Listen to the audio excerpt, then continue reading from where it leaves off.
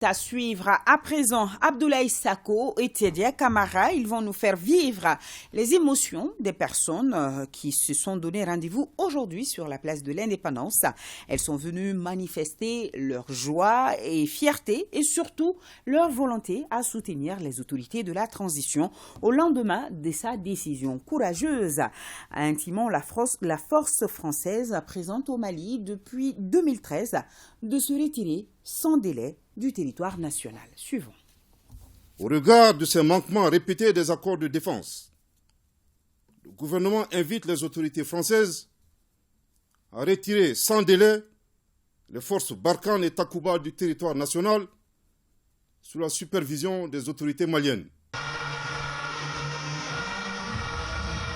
Ainsi, une page de l'histoire se tourne et une nouvelle s'ouvre. Le monument de l'indépendance aura rarement incarné son nom, à savoir la souveraineté tant chérie par les Maliens.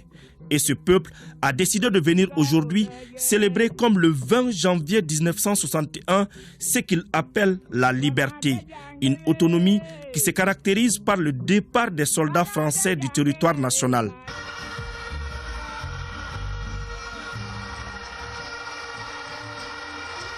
Au milieu de la foule, une scène a attiré notre attention. Des femmes qui balaient la cendre spécialement déversée sur le sol.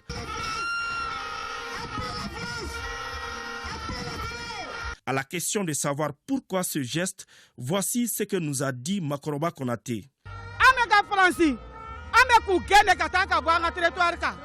C'est la troupe française que nous balayons ainsi.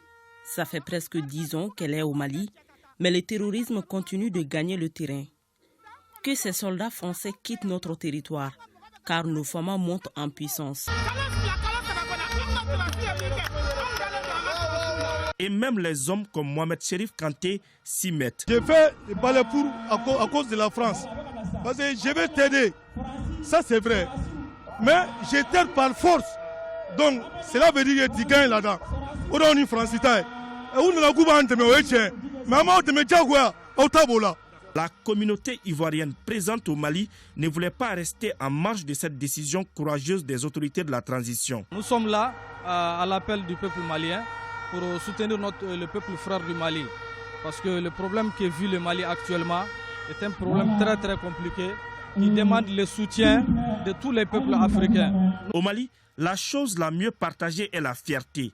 Un sentiment qui a permis en son temps à nos rois comme Babemba Traoré, Banzani Tera ou Firoun d'infliger de lourdes défaites dans l'armée coloniale. Voilà ce qui a poussé Adama Diarra, Dibben le Cerveau et ses camarades du Réoloton, debout sur les remparts, à demander le départ des troupes françaises à un moment où personne n'y attendait. Ce jour est historique pour eux. C'est un moment historique dans l'histoire politique du Mali et de l'Afrique.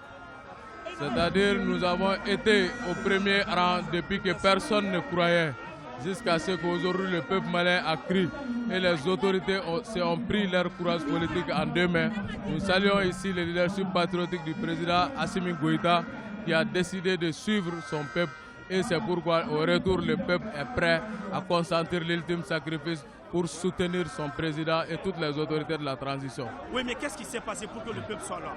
Parce que nous avons connu 10 ans de guerre, ça suffit. Et la trajectoire prise par les autorités de la transition sous le leadership de Assimi Goïta, c'est la trajectoire du peuple malien. Désormais, les Maliens sont maîtres de leur destin. Stylo en main et feuille blanche devant, ils veulent écrire une nouvelle page de l'avenir de leur pays. Et pendant ce temps, dans la foule, le jeune Massa Haïdara n'arrive toujours pas à contenir sa joie.